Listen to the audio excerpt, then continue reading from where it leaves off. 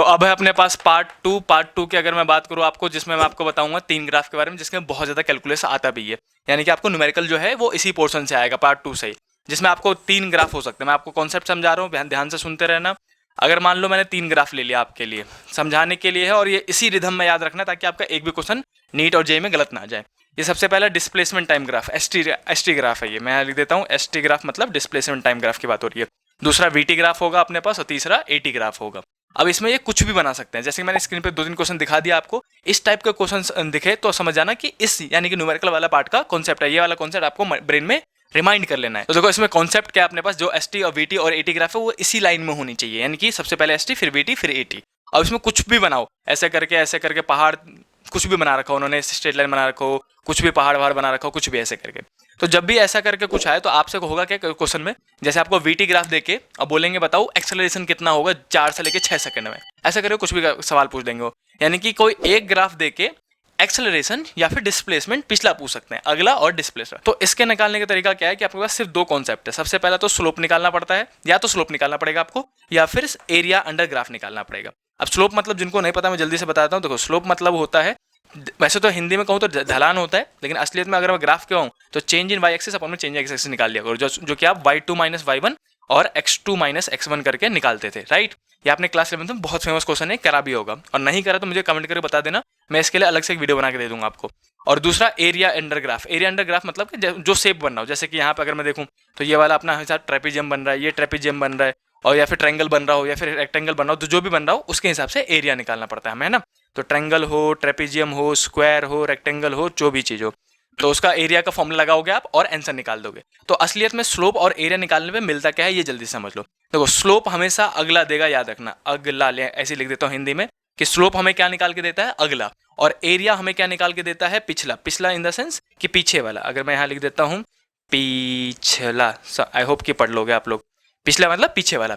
अगर मैं कहूँ कि वीटी ग्राफ है, तो वीटी ग्राफ में अगर आप एरिया निकालते हो ग्राफ के नीचे का, तो वो आपको पिछला यानी कि डिस्प्लेसमेंट देगा। डिस्प्लेसमेंट टाइम नहीं देगा, बस डिस्प्लेसमेंट देगा। यानी कि अगर मैं वीटी ग्राफ में एरिया निकालूंगा तो पीछे वाला।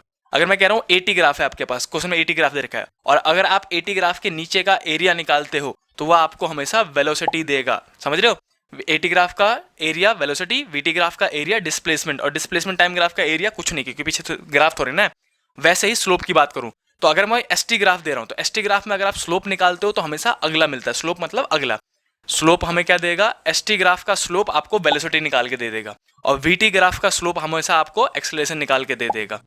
तो ये है एक कॉन्सेप्ट जिसपे न्यूमेरिकल बहुत अच्छे अच्छे बनते हैं। और चिंता मत करो, मैं इस पे जो जितना मैं आपको पढ़ा रहा हूँ ग्राफ में, उस पे मैंने 25 क्वेश्चन अराउंड जमा किए हैं, जो कि एलन के मॉड्यूल का ही है, जो कि मैं आपको वीडियो के फॉर्म में एक एक क्वेश्चन डिस्कस करके समझाऊंगा, जो कि इसी पे बेस्ड है। और ये वीडियो तो देख जरूर लेना जो क्वेश्चन वाला कराऊंगा, ताकि आपका कॉन्सेप्ट जो भी आप पढ़ रहे हो यहाँ पे वो जल्दी से रिवाइज हो जाए। अब देखो इसमें दूसरा पार्ट जो है आपके पास, इसी ग्राफ में कई बार क्या करते हैं, किस टाइप का सवाल पूछा था बताता हूँ आपको।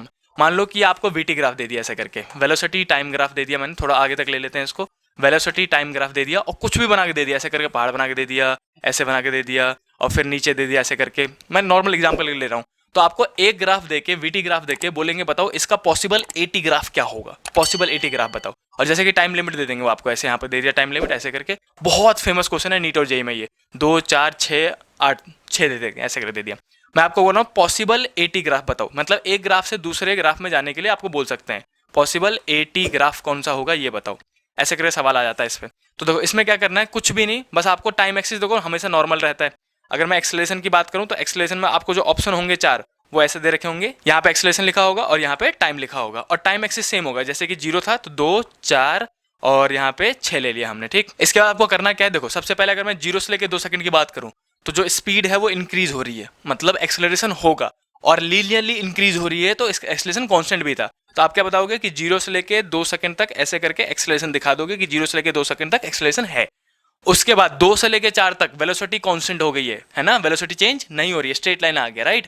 तो हम कहेंगे कि यहाँ पे वेलोसिटी 2 से लेके 4 तक में कोई वेलोसिटी चेंज नहीं हुई, मतलब एक्सेलरेशन 0 था। एक्सेलरेशन 0 मतलब ऐसे करके डॉट लाइन खींच के यहाँ से लेके इसी लाइन पे आ जाएगा ऐसे करके। और लास्ट 4 से लेके 6 तक तो वेलोसिटी घट रही है। वेलोसिटी कब घटती है, जब एक्सेलरेशन नेगेटिव में हो। तो आप ये देखोगे कौन से ग्राफ में 4 से लेके 6 तक में एक्सेलरेशन ऐसे करके नेगेटिव में दिखा रखा है। तो इस टाइप के भी सवाल आते हैं, 4 ग्राफ दे रखा होता है, चूज करना होता है एक ग्राफ कौन सा है। तो या तो इस पर न्यूमेरिकल आएगा आपके पास या फिर ग्राफ का इन्वर्जन आएगा कि एक ग्राफ से दूसरे ग्राफ में कैसे जाएंगे। तो ये था हमारा दूसरा पार्ट। और तीसरा पार्ट जो कि मोस्ट इंपॉर्टेंट पार्ट है, कॉन्सेप्चुअल पार्ट है, जिसमें सबसे ज्यादा क्वेश्चन बनता है,